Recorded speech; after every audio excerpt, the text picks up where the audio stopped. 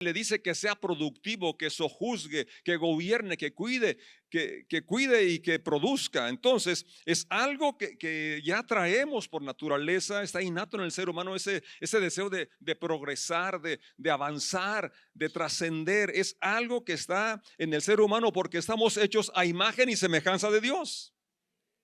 Por eso precisamente. Entonces, pero tienes que ver más allá de tu realidad y de tu presente, tener una visión a futuro, ¿verdad? Y encaminarnos hacia allá. Pero también además de visiones, dice que sus ancianos tendrán sueños. Bueno, aquí casi no hay ancianos. Yo voy para allá, pero todavía no. Pero aquí lo que está hablando es que no importa la edad, tú y yo, si tenemos el Espíritu Santo, tenemos sueños y tenemos visiones. Es la razón por la que Dios nos llena de su poder, que tú puedas ver que hay más por hacer, hay más por alcanzar, hay más por desarrollar, que Dios tiene un plan mucho más grande que lo que tú y yo pudiésemos haber imaginado. Y eso es lo más interesante, ¿verdad? Que tú y yo no tenemos por qué estar estáticos, conformistas, deprimidos o derrotados. Todo lo contrario, con optimismo empezar este ciclo, este año, ¿verdad? Y esta etapa de tu vida, no importa si eres anciano, no importa si eres joven, no importa la edad que tengas, no importa si eres hombre o eres mujer. Aquí es muy claro, muy específico que es hijos e hijas, es jóvenes y son ancianos. Amén. Sobre ellos en estos días, dice el verso 18, una vez más lo enfatiza, derramaré mi espíritu aún sobre mis siervos, hombres y mujeres, por si no te quedó claro, por igual, y profetizarán. Hablarán las palabras de Dios, hablarán la provisión de Dios. En medio de la escasez, en medio de la limitación, podemos profetizar que estamos avanzando, que estamos sanando, que estamos mejorando, que estamos creciendo, que estamos desarrollando. ¿Cuántos lo creen? Eso es lo que hoy Dios nos propone a través de la palabra que estamos viendo. Entonces, podemos avanzar con esa convicción de que no estamos solos, sino que según su promesa, Él está con nosotros, ¿verdad? Porque su Espíritu Santo lo ha derramado sobre cada uno de nosotros por su sola gracia. Los sueños, pues, que Dios nos pone, ¿verdad? Son los que nos van a marcar la dirección, los que nos van a llevar a un proceso de formación. Ahorita hemos cantado, ¿verdad? Que nos dé el Espíritu Santo y que mande el fuego, y a veces con el fuego no sabemos ni qué estamos diciendo, ¿verdad? Pero el fuego es ese proceso, esa prueba por la cual tenemos que pasar y pasamos todos para llegar a estar preparados y entonces ser la herramienta, ser el instrumento, ser el canal que Dios quiere que seamos, que siempre ha querido que seamos, y que venga entonces esa bendición sobreabundante sobre nosotros para bendecir a otros. Porque tenemos que recordar esto, las bendiciones de Dios no son solamente para uno, son para darlas, son para que fluyan. Y si tú quieres más, hay que dar. Así es. Dad y se os dará. ¿No dice el Señor eso? Eso dice el Señor. Dad y se os dará. Y no poquito, sino que una mesida buena, una mesida, ¿cómo dice? Apretada, rebosante dará en tu seno. Algo pues que va a fluir, va a abundar para llevar bendición a otros. Y yo creo que hoy podría ser para nosotros, para cada uno, nuestro 13º año. Bueno, ¿y eso qué es? Bueno, es que para los sueños, uno de los soñadores en la Biblia, ¿cómo se llama? Se llamó José.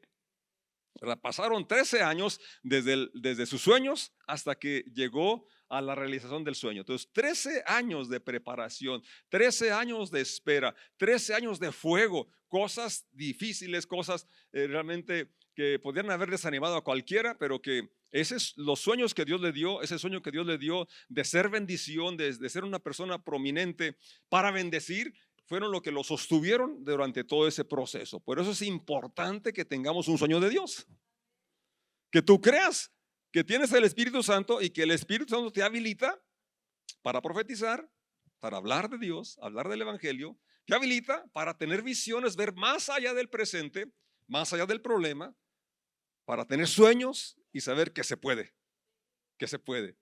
Los sueños de Dios son más grandes que nosotros. Es más grande que lo que puedes lograr naturalmente. Entonces, por eso que sea así inalcanzable humanamente es bueno, ¿sí? Porque lo nuestro tiene un límite, pero tenemos a un Dios ilimitado. Un Dios ilimitado que puede y que está supliendo cada necesidad según su riqueza en gloria. Entonces, aquí tenemos que dejar que esto impregne nuestro pensamiento, nuestro espíritu, ¿verdad? Que no fuimos creados para vivir en la limitación, no fuimos creados para vivir en el ahí se va, y ahí sobrevivir, y ahí más o menos. No, estamos diseñados para vivir de victoria en victoria, de triunfo en triunfo, para ir avanzando, para crecer, para transformarnos. Dios así nos diseñó. Y su obra en la cruz, su venida al mundo, eso es a lo que vino a restaurarnos, aquella posición donde, como fue creado el hombre, sin enfermedad, sin ninguna complicación, sin ninguna limitación. Entonces, José, vamos a ir a este personaje histórico, ¿verdad? Que nos da muchas enseñanzas que él sabía. Estuvo consciente de que ese lugar de prominencia, de grandeza, no era para oprimir, no era para despojar, no era para abusar, era para bendecir, era para administrar, era para proteger, era para compartir, era para ser un canal de bendición divina, para dar a conocer al Dios de Abraham, al Dios de Isaac, al Dios de Jacob, al Dios al que él servía, al que tú y yo también servimos, que es el mismo ayer, hoy y por los siglos. Él sigue con ese plan, ese proyecto, ¿verdad? De que tú y yo seamos un canal de bendición. Dios pone sueños no para que te frustres y no para que pienses que pues eso se aplicará a otro, pero no a mí. Bueno, ya miramos que la promesa es para todo ser humano, para todas las personas, para aquellos que tienen carne. Y somos candidatos entonces. Dios nos ha bendecido con su presencia. Así es. Ahora, muchos a veces estamos sí mirando el sueño, ¿verdad? Y nos gusta el final, pero no queremos el proceso. Pero no puede ser así. Incluso Jesucristo, fíjense cómo para empezar a predicar pasaron 30 años. Y fue una preparación, ¿sí? En todos los aspectos, incluso para cumplir la profecía, porque era en esa edad donde podían empezar a ejercer los sacerdotes. ¿Sí? Y un trabajo de 3 años y medio, ¿cómo impacta al mundo hasta el día de hoy? Entonces no es tanto la cantidad, sino la calidad del enfoque, la comprensión del sueño y de la visión, ¿verdad? Que Dios nos ha dado, lo que va a hacer que nuestra vida también sea de impacto, sea de bendición, no solo para nuestra generación actual, sino para las futuras generaciones. Para las futuras generaciones también tú y yo podemos y debemos ser esa bendición, ese impacto que inspire a los demás, como a la fecha nos sigue inspirando José. Ahora, todos anhelamos, ¿verdad? Ser eso como lo que llegó a ser José, y creo que se puede, ¿verdad? Pero hay que pasar por el pozo, vivir la traición, enfrentar la injusticia, la paciencia, la espera. Ya dije 13 años. ¿Cuántos? 13. Bien, pero José tenía muy claro esos sueños de Dios. Ahora, ese es el fuego, creo, ¿verdad? Esa fue su universidad. Y vayan conmigo a Génesis 37:2 y vean que esto que estoy diciendo ahí está precisamente plasmado en la Biblia. Este es el relato de Jacob y su familia cuando José tenía 17 años. ¿Cuántos tenía? Años de edad. A menudo cuidaba los rebaños de su padre, trabajaba para sus medios hermanos, hijos de Bilda y Silfa, los dos esposas de su padre. Así que le contaba a su padre acerca de las fechorías que hacían sus hermanos. Bien, nos vamos hasta el 37, verso 5. Una noche José tuvo un sueño y cuando se lo contó a sus hermanos, lo odiaron más que nunca. Ya lo odiaban antes porque José era el favorito, lo cual no debe de pasar en ninguna familia, tener hijos favoritos. Y entonces, bueno, porque tener hijo favorito pues propicia que lo traten mal los demás, que sea crear celos, ¿verdad? Total, pues que ya lo odiaban porque su papá lo tenía consentido, le hizo un vestido especial de colores y ya no lo querían. Pero ahora con este sueño, dice, lo odiaron más que antes, más que nunca. Dice el verso 6, escuchen este sueño, les dijo, resulta que estábamos en el campo atando gavillas de grano De repente mi gavilla se levantó y las gavillas de ustedes se juntaron alrededor de la mía y se inclinaron ante ella. Pues cómo no se iban a enojar si ya ni no les cae bien y luego con ese sueño. Y bueno, la candidez y la inocencia de José, pues se los cuenta. Cualquiera hubiera tenido malicia, ¿verdad? Si les cuento esto, pues de por sí que no les caigo bien. Ahora si les cuento esto, pero es un sueño. Era un sueño simplemente, ¿verdad? Pero un sueño que tenía un propósito y obviamente que de alguna forma a sus 17 años él sabía que si podía, que si un día llegaba a ese punto, ¿verdad? Donde él era más que sus hermanos, no era para maltratar, no era para humillarlos, sino al contrario, para bendecirlos. Más adelante, bueno, tiene después otro sueño donde aún incluso su papá y su mamá también se inclinan ante él. Su papá dice, oye, pues que tus hermanos se inclinen también, pero tu papá y tu mamá también, ya, oye, te pasaste, ¿no? Pero era un sueño de Dios. Pasa el tiempo y su papá manda a José a que le lleve de comer a sus hermanos. Ahí va él de muy buen corazón y listo para compartir. Pero bien, no los encuentra y pregunta, dice el verso 17, le dijo el hombre, se han ido de aquí, pero les oí decir que van a Dotán. Entonces José siguió a sus hermanos hasta Dotán, allí los encontró. Cuando los hermanos de José lo vieron acercarse, lo reconocieron desde lejos. Mientras llegaba, ¿qué hicieron? Tramaron un plan para matarlo. Pero fíjate, aquí está lo interesante. Cuando Dios te da un sueño, como tienes una misión aquí en la tierra, nadie te va a matar hasta que cumplas tu misión. Aunque tramen matarte, y fíjate qué triste, ¿no? Que sus propios hermanos trataron de matarlo. Entonces, lo que nos da aquí confianza es la protección de Dios y lo importante de tener un sueño que nos va a mantener con vida. 19. Aquí viene el soñador, dijeron. 20. Vamos, matémoslo y tirémoslo en una de esas cisternas. Podemos decirle a nuestro padre, un animal salvaje se lo comió. Entonces veremos en qué quedan sus sueños.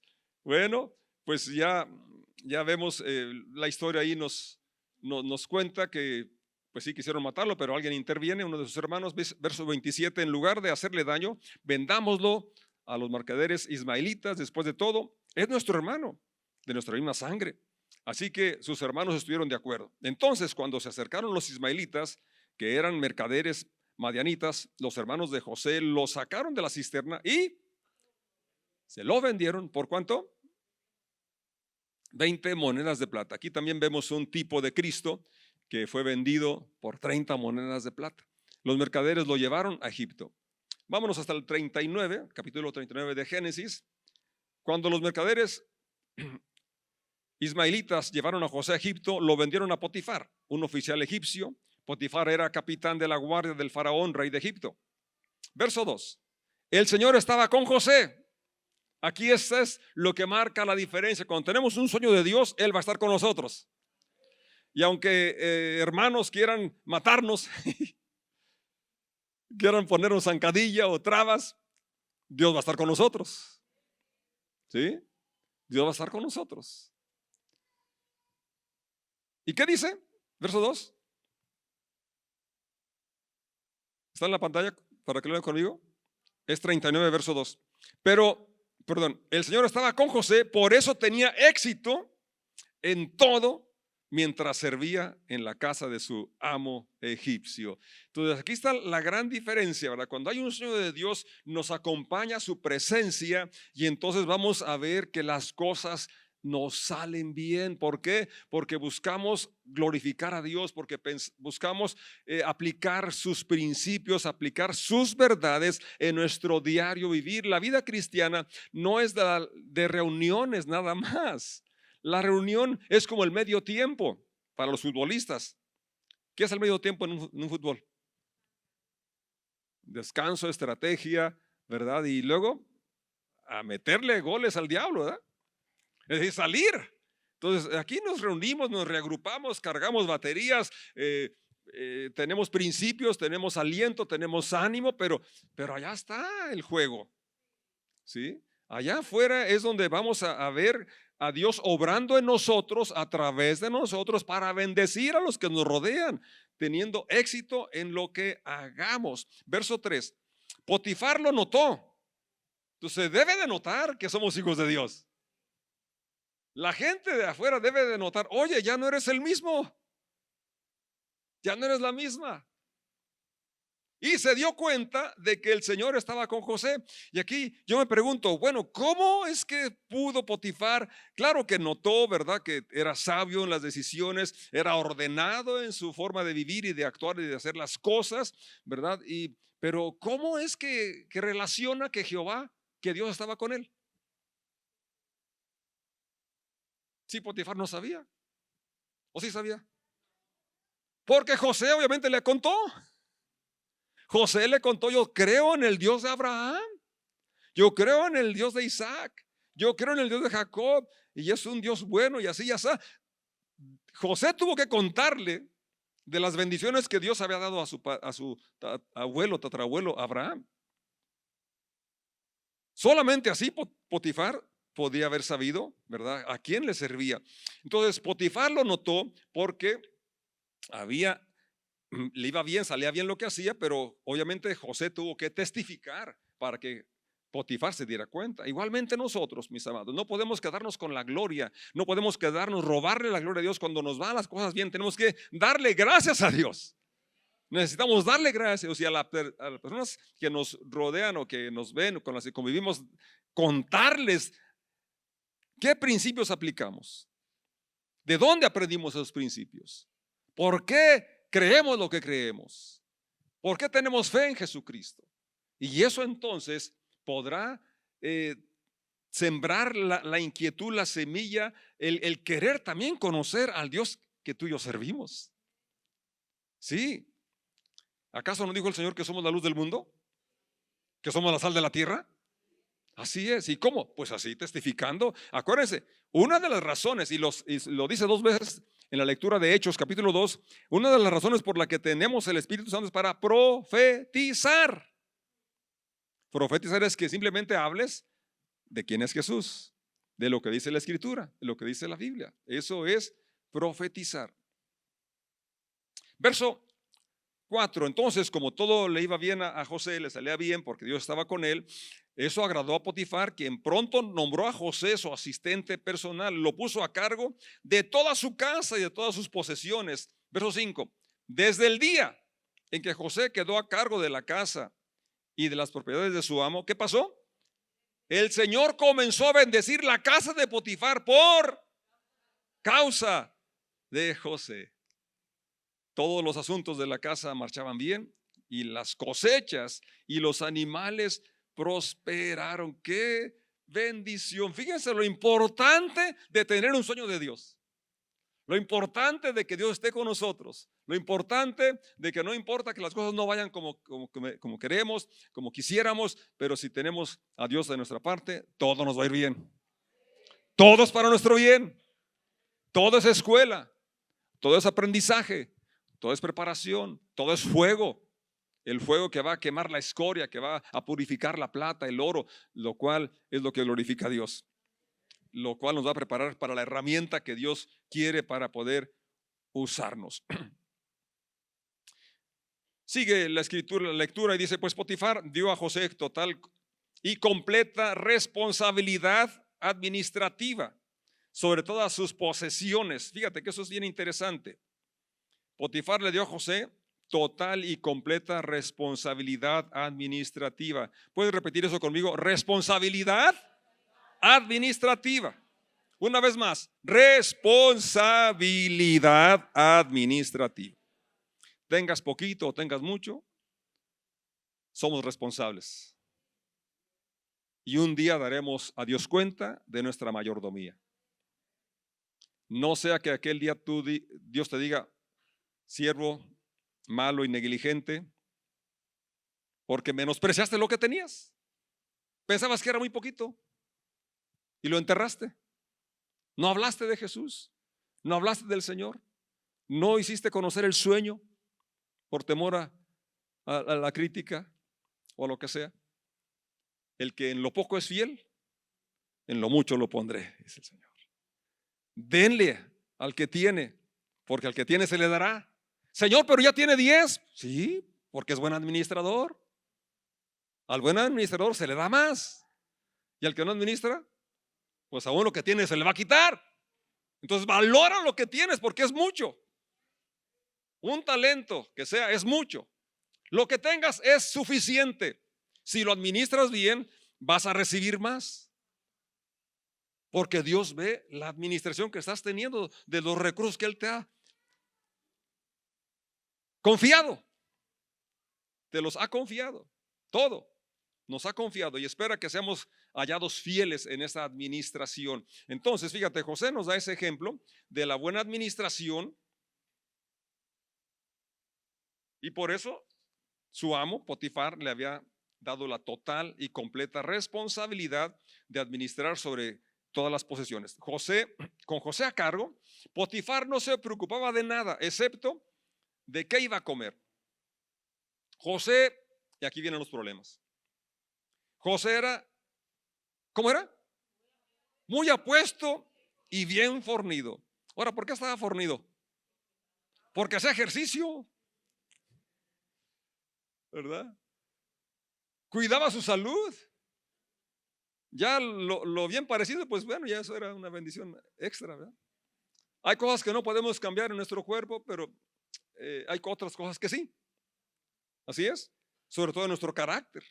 Ahí necesitamos trabajar. ¿Y cómo sería nuestra vida si las horas que dedicamos al gimnasio dedicáramos a desarrollar el espíritu y la fe y el carácter? ¿Mejor no? Bueno, pues ojalá que hiciéramos un equilibrio en este año. Que así como dedicamos horas para el trabajo, horas para el ejercicio y que es bueno, es necesario, pero que también no dejáramos a un lado lo medular, lo esencial, el buscar su reino y su justicia y entre otras el desarrollo de nuestro carácter.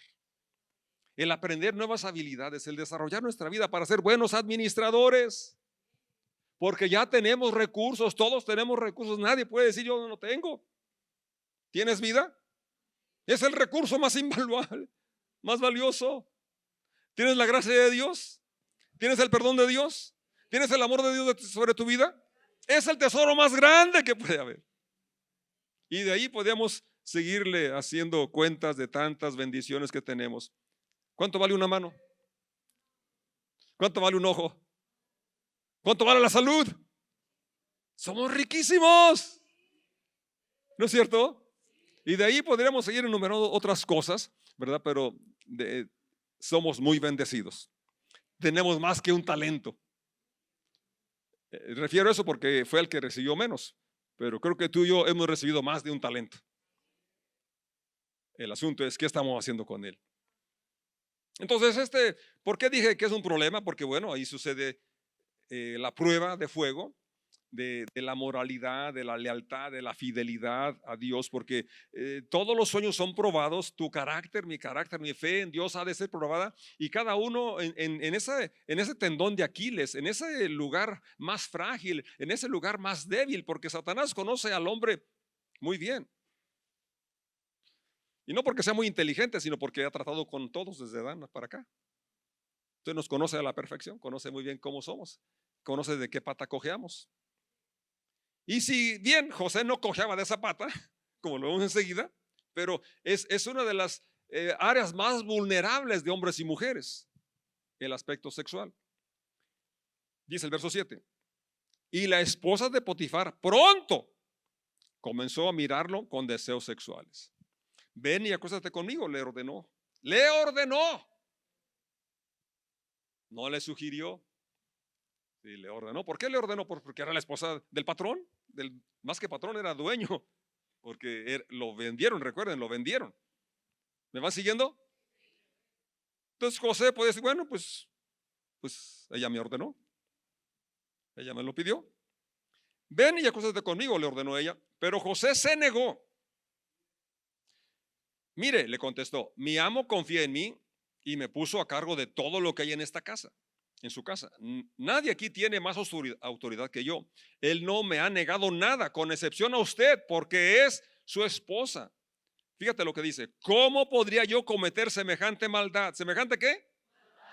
Y lo que sigue, sería un gran pecado contra Dios. Una vez más aquí José, ¿verdad?, ve la oportunidad para glorificar a Dios. Yo no voy a pecar contra Dios, yo no voy a fallarle a mi patrón, a mi dueño, a mi amo, ¿verdad? ¿Cómo podría yo hacer semejante cosa?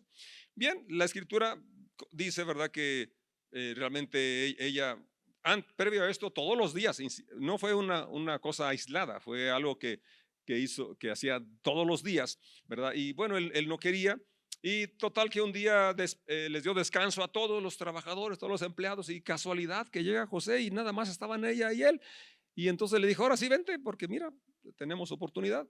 Pero entonces, ¿qué dice? Verso 20 del capítulo 39. Entonces ella agarró a José y lo metió, perdón, me brinqué aquí.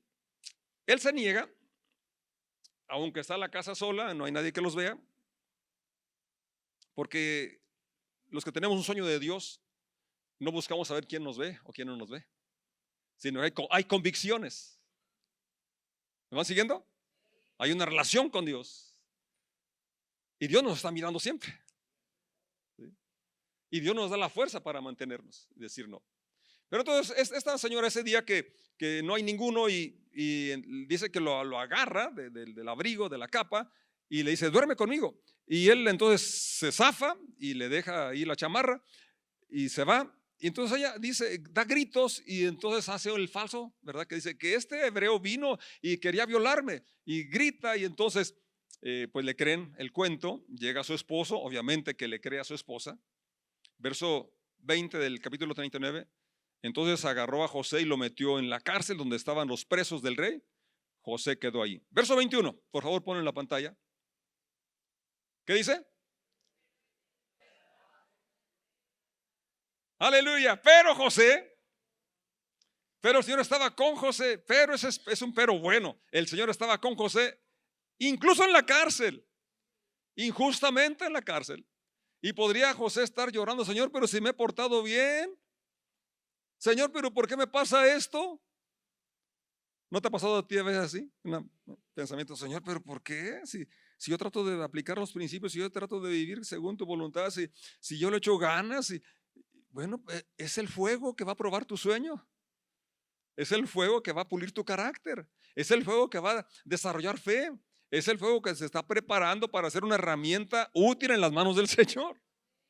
¿Sí? Allí en la cárcel, el Señor estaba con José y le mostró su fiel amor. ¿Y qué pasó? Le mostró su fiel amor. El Señor hizo que José fuera el preferido del encargado de la cárcel. Luego le cayó en el encargado de la cárcel.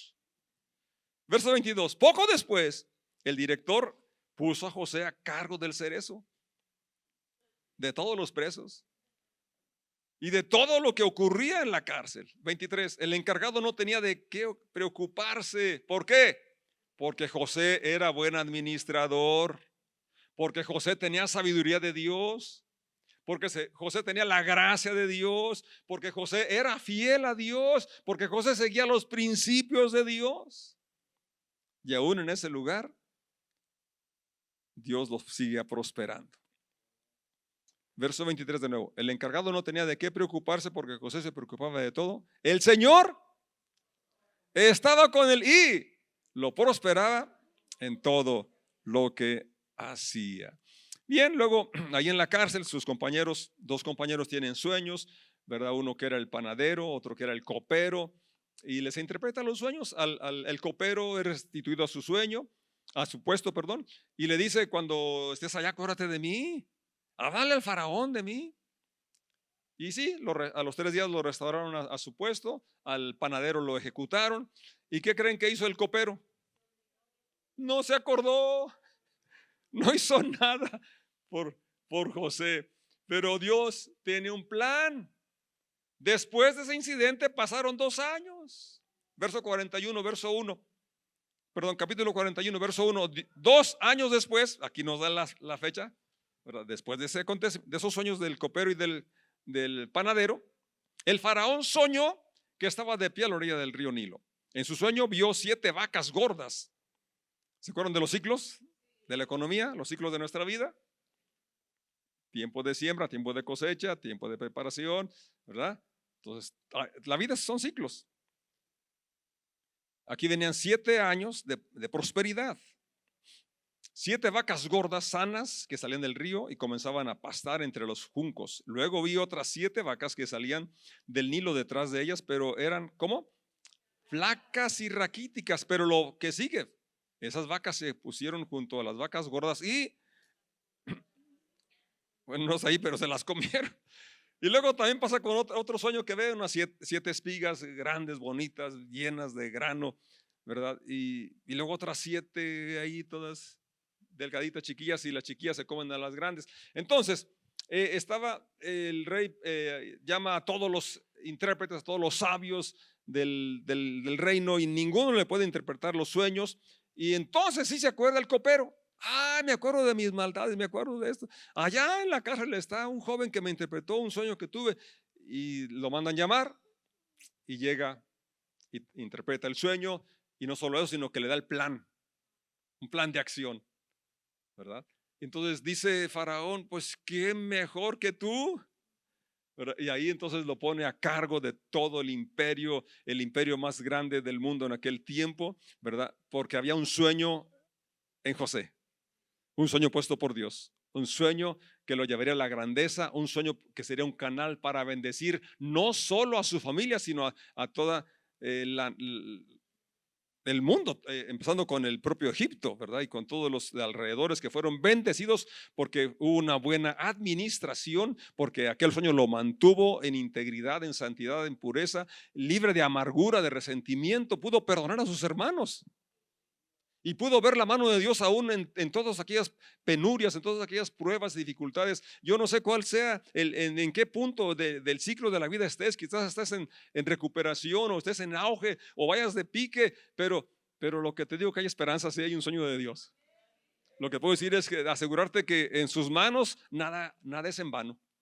En sus manos todo tiene un propósito. En sus manos, ¿verdad? Todo va a salir bien.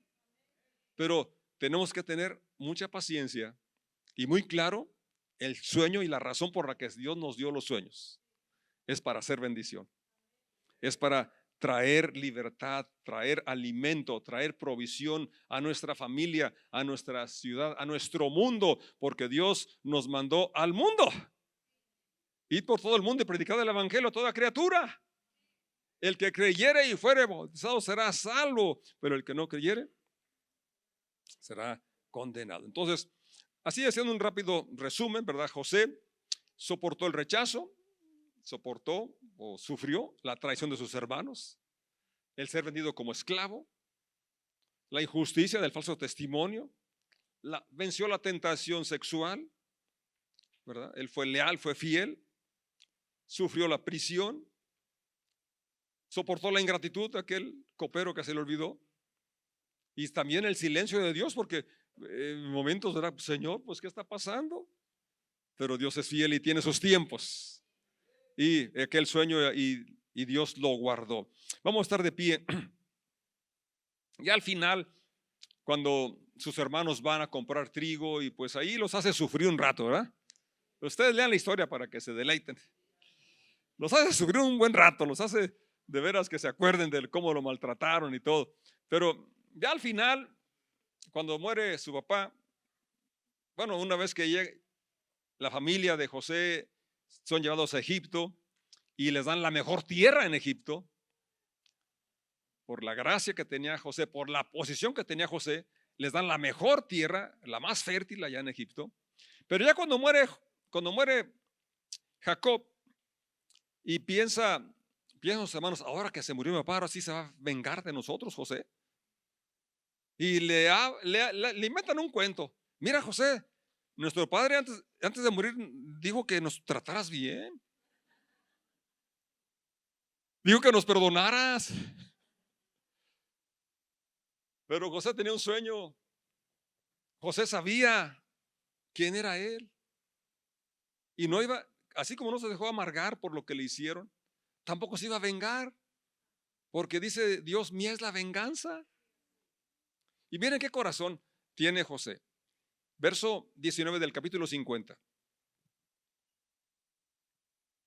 José les respondió: no tengan miedo, ¿acaso soy Dios para castigarlos?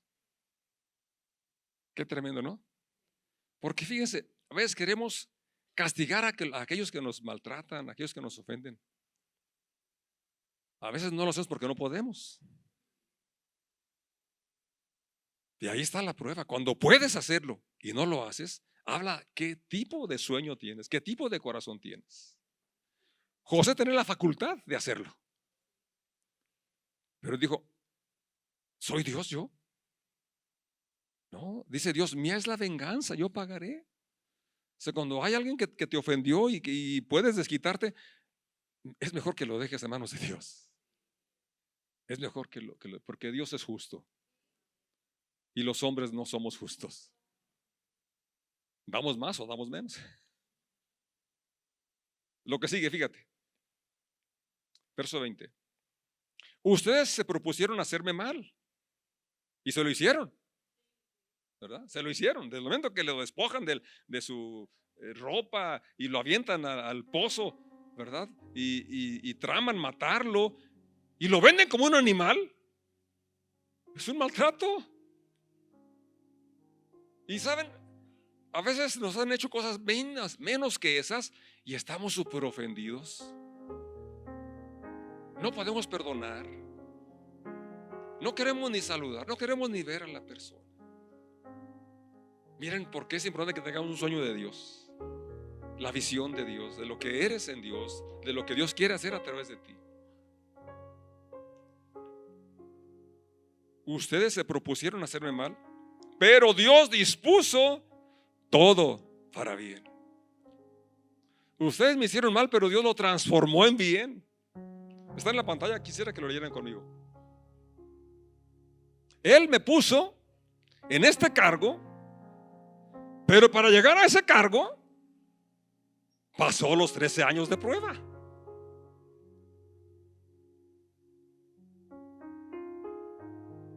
¿Sí lo recuerdan? Empezando con esa escena de que lo dice: vamos a matarlo y a ver qué pasa de sus sueños.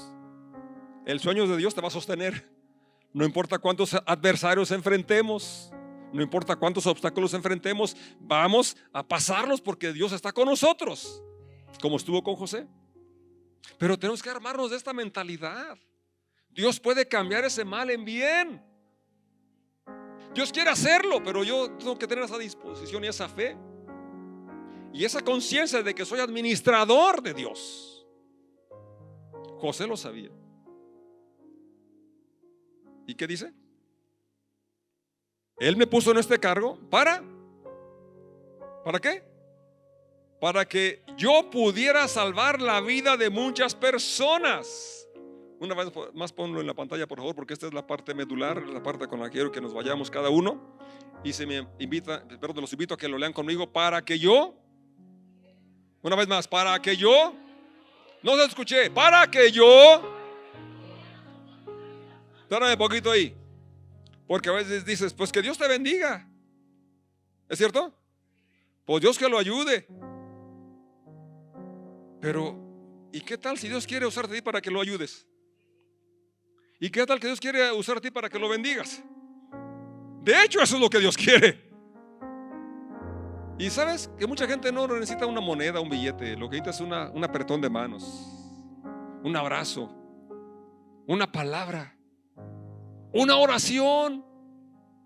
Y eso puede cambiar su eternidad, no solamente su vida.